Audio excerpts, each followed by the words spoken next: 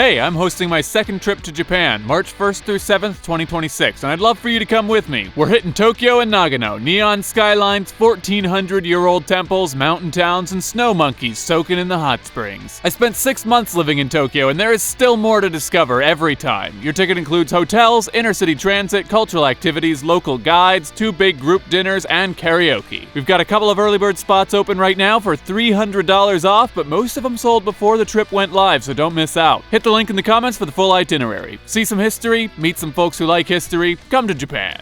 I'm going to lie to you. Funky music, click, click, swoosh, transition. I'm gonna tell you a very popular story in Japanese history. It's a story about how Japan overthrew its military government and restored power to the emperor. And I want you to see if you can spot the lie. Because you might have heard it before without even realizing, and if you're like me, you might have believed it. 1600 something. Japan's got an emperor, but the real power is a new military dictator called a shogun. He looks around, he sees a pattern. Europe brings you Jesus, and then they steal everything you own. Japan says no thank you, shuts down the entire country. Flash forward 1853? Yeah, 1853. Japan has been at peace for 250 years. Meanwhile, China is imploding. First, Europe shot them in the face until China agreed to buy hard drugs. Then, Jesus Christ's little brother over here launches a rebellion that kills about as many people as World War I. Haha, says Japan, sipping their tea. This is what happens when you open your country. And then, oh shit, Americans off the starboard bow. Buy our shit,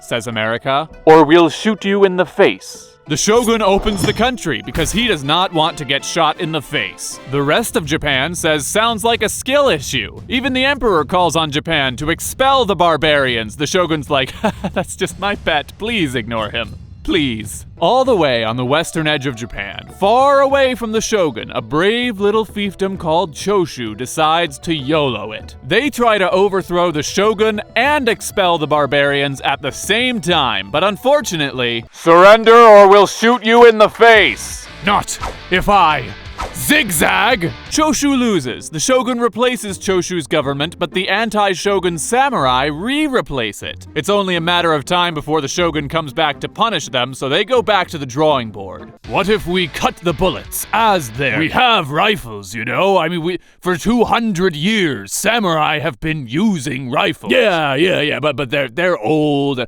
Does anyone have a stand we could use? I've got it!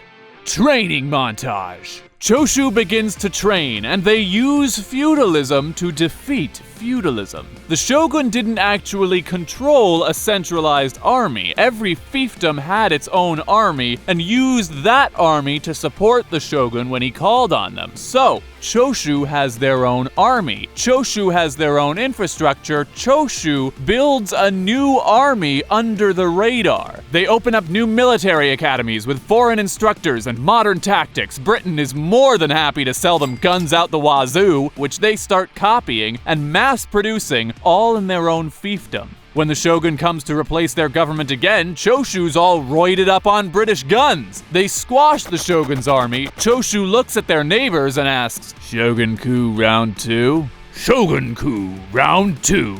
The man who leads the rebel alliance is Saigo Takamori. He demands the shogun's resignation, and the shogun goes, yeah, okay. We seriously need to modernize. I'm thinking we turn the feudal lords into a parliament. I'll run for prime minister. That's not good enough! Saigo Takamori marches his army out of Choshu into Kyoto, where the emperor lives, and declares he's restoring power to the emperor. The emperor says, okay. His Majesty has considered the situation. He feels it would be best if the new imperial government collaborated with the shogun. Does this man speak for you? Okay. No! No!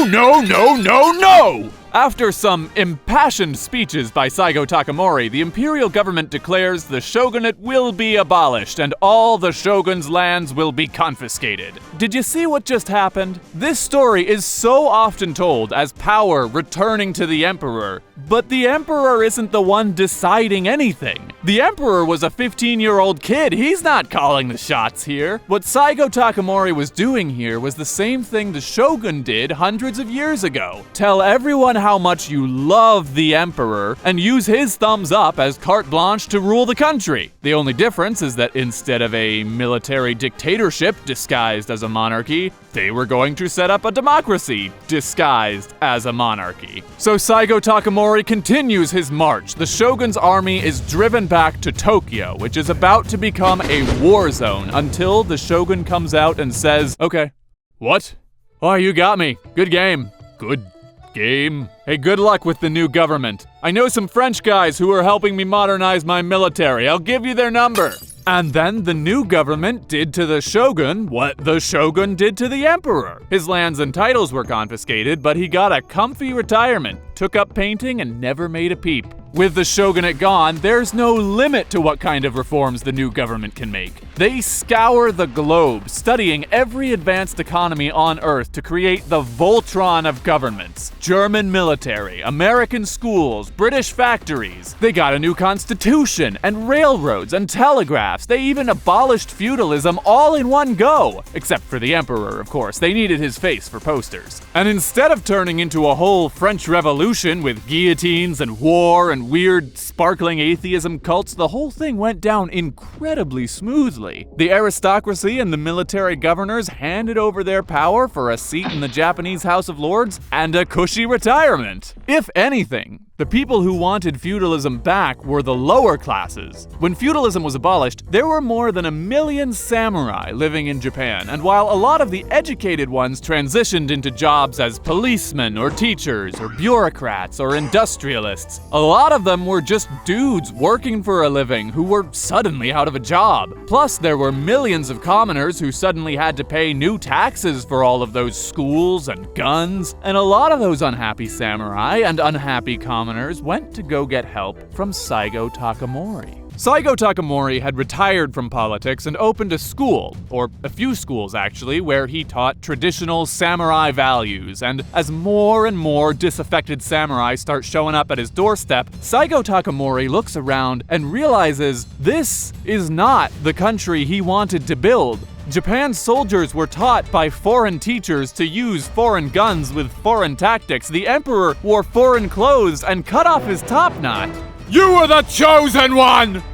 It was said you would expel the barbarians, not become one!" Okay. Saigo Takamori vows to cut down the monster he's created, but the government has Gatling guns. The way of the samurai was dead, and Saigo Takamori with them. And the emperor was doing poetry or a press tour or something.